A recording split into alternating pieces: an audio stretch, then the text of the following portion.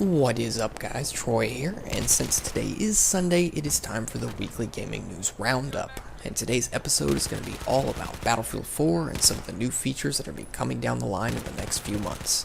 First, a little bit about the gameplay you're watching, just a little bit of a team deathmatch on Karg Islands.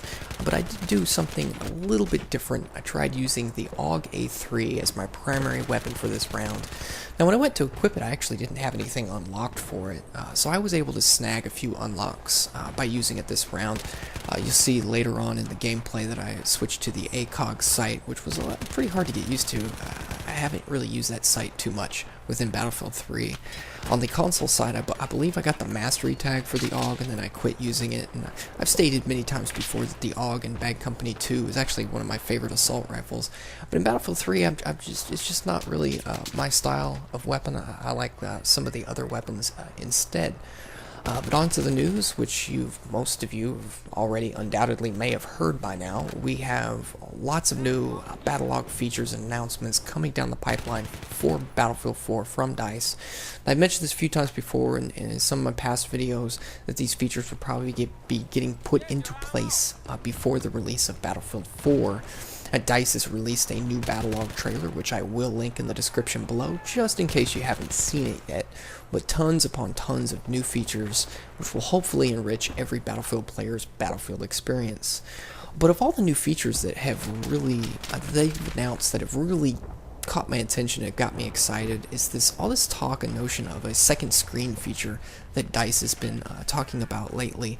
I really like this idea that you can basically run BattleLog and a second map display on a second screen, whether you're using a laptop or a tablet in addition to your main game display.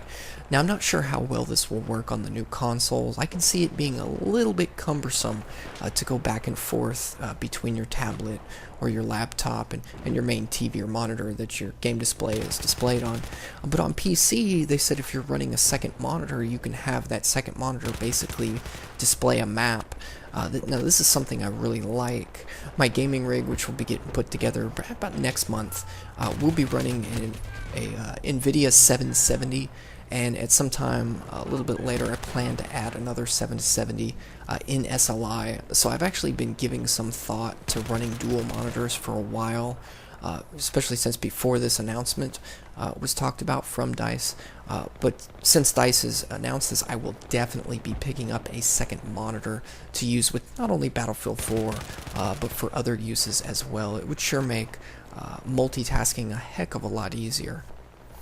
Something else that has been announced by DICE is there is a Battlefield 4 BattleLog image that shows a conquest map, snow cover, that is a linear style map with 5 flags. It seems that Battlefield 4 is going to have some of the same style of maps that Battlefield 3 has with the linear layout. I'm kind of surprised this is actually a conquest map. I would think they would mainly style this into a rush map. A lot of people on various sites have kind of mentioned that this is looks quite similar, at least in the overhead view, to the Port Valdez map from Bad Company 2. That was probably one of the most popular rush maps. I certainly liked it. So I certainly love to hear what you guys think. Do you think that it's good to kind of go back to the same style of maps as Battlefield 3, or do you think we should try something totally different? Certainly can't really tell how large this map is. It looks to be like a medium-sized map. DICE has previously said that Siege of Shanghai, which we all saw at E3 at the multiplayer reveal, that was a medium-sized map. So certainly seems to be that we might get maps that are smaller, and of course maps that are larger.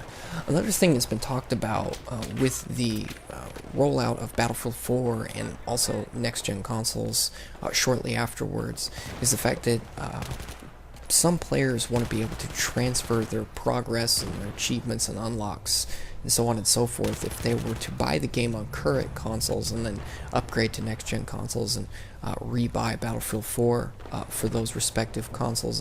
And DICE has stated that they're investigating that, but it probably will not do that. It's kind of a back and forth issue. I hope they don't allow people to transfer their stats You can't do that now. If you jump between PS3, Xbox, or PC, you have to start from scratch, just like starting a new account.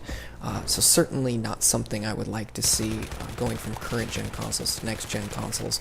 It is kind of depressing that the game itself, Battlefield 4, is going to be more fragmented than even Battlefield 3 was, but still I think in spite of everything being fragmented, the community being that way, I think it would be too much of a unfair advantage to certain people depending on when they bought the game and when they bought a new console, how long they've had their current gen console.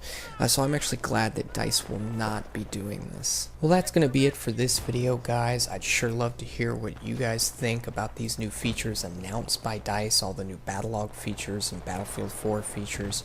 So far it sounds pretty good. Definitely hope it turns out that way as well.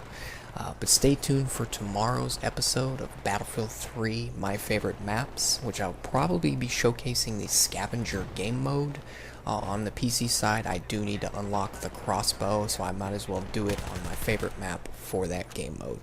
But as always, guys, I really appreciate you watching the video, and take care.